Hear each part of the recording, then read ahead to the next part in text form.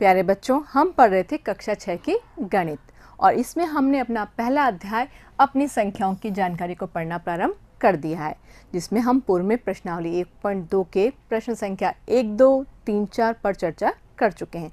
आज हम चर्चा करने वाले हैं प्रश्न संख्या 5 व 6 की। तो आइए शुरू करते हैं।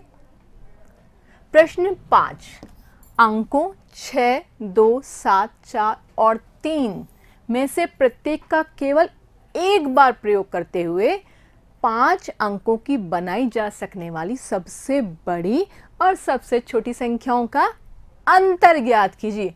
आपको अंतर निकालना है। तो याद कीजिए बच्चों कि पूर्व में हमने 4 अंकों की सबसे बड़ी संख्या और सबसे छोटी संख्या बनाना सीखा था। याद है ना आपको?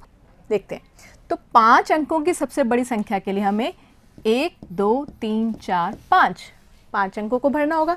इसी प्रकार से 5 अंकों की सबसे छोटी संख्या के लिए 1, 2, 3, 4 और 5 भरना है।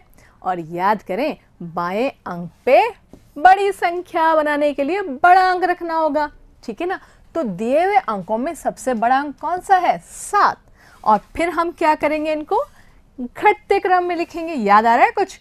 7 के बाद 6, 4, 3 और 2 बन गई संख्या। और इसको बोला क्या जाएगा? इकाई, दहाई, सैकड़ा, हजार, दशा, 76,432। अब हम बात करते हैं सबसे छोटी संख्या की। तो सबसे बाएं स्थान पर हम कौन सा अंक रखने वाले हैं? सबसे छोटा। याद कीजिए। तो ऐसे में हम रखने वाले हैं 2, फिर 3, 4, 6 और 7 बढ़ते हुए क्रम में।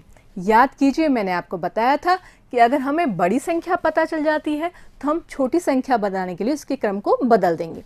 जैसे कि 7, 6, 4, 3, 2 ये हमारी बड़ी संख्या है। ठीक है ना? और हमें छोटी संख्या बनानी है तो हम क्या करने वाले हैं? इनके क्रमों को बदलने वाले हैं। 2, 3, 4, 6 और 7। लेकिन इसको उल्टा भी कर सकते हैं। कैसे? अगर मान लीजिए हमें सबसे छोटी पता है तो हम बड़ी के लिए भी इसको उल्टा करेंगे। कहने का मतलब, अगर हमारे पास दिए गए अंकों में 0 नहीं है तो हम उनका क्रम बदल करके बड़ी से छोटी और छोटी से बड़ी बना सकते हैं। ठीक है ना? तो अब हमें करना है अंतर। तो आइए अंतर करते हैं। सबसे पहले हम 2 में से 7 को घटाने वाले हैं, जो कि संभव नहीं है, हासिल लेनी पड़ेगी ना।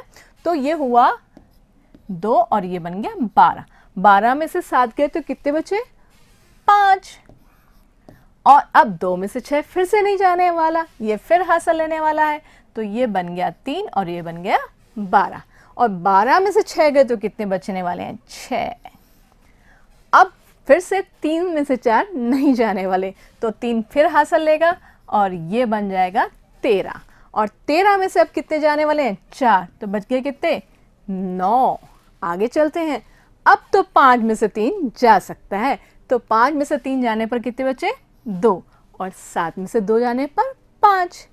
ये बन गया हमारा, कॉमा लगा करके पढ़े इनको, 1, 2, 3, 52,965 शेष आया इन दोनों में अंतर करने पर। ठीक है ना? तो अब हम चलते हैं अपने अगले प्रश्न पर, जो कि है प्रश्न 6। एक मशीन औसतन एक दिन में 2,825 पेंच बनाती है। जनवरी 2006 में उस मशीन ने कितने पेंच बनाए? ठीक है, तो आपको इनकी संख्या बतानी है। तो एक बार बताएं बच्चों मुझे कि जनवरी का महीने में कुल कितने दिन होते हैं? बिल्कुल सही, 31 दिन। लेकिन अगर ये यहाँ पर 2006 की जगह 2020 लिखा होता या 1985 लिखा होता तो क्या जनवरी के दिनों में अंतर आता? बिल्कुल नहीं, क्योंकि जनवरी के माह में तो 31 दिन होते हैं। तो ठीक है, इसी बात को याद रखिएगा। हमें अब देखा जाए तो 31 दिन में पेंचों की संख्या निकालनी है। और हमें पता है, जब हमें एक दिन का मान पता होता है और ज़्यादा मान पूछे जाते हैं तो हम उन मानों को एक वाले मान से गुणा कर देते हैं। सिंपल। तो आइए शुरू करते हैं।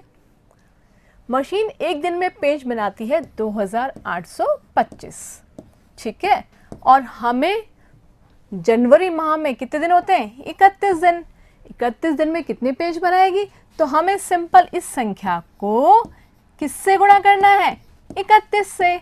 और चूंकि हमने अभी इसको पंक्ति में लिखा है, अब स्तंभ में रख करके गुणा कर लेते हैं।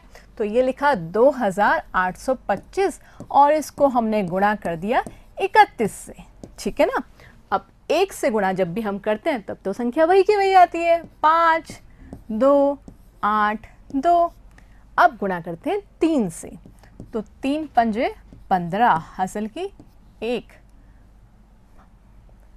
3 दूनी 6 और 1 7 और 8 तिया 24 हासिल की 2 और 3 दूनी 6 और 2 8 को जोड़ लेते हैं। 5 7 8 7 15 हासिल की 1 4 5 6 और 1 7 और ये बन गया 8। ठीक है। अब कॉमा लगा के पढ़ लेते हैं। इकाई, दहाई, सैकड़ा, कॉमा। अब ये बन गया 87,575। तो हमारा उत्तर कितना आएगा? 87,575। अर्थात 31 दिन जनवरी माह में हम इतने पेज वो मशीन बना सकती है। उम्मीद है आपको ये दोनों के दोनों प्रश्न समझ में आ गए होंगे। मिलते हैं नए प्रश्नों के साथ नए वीडियो में। जुड़े रहिए। धन्यवाद।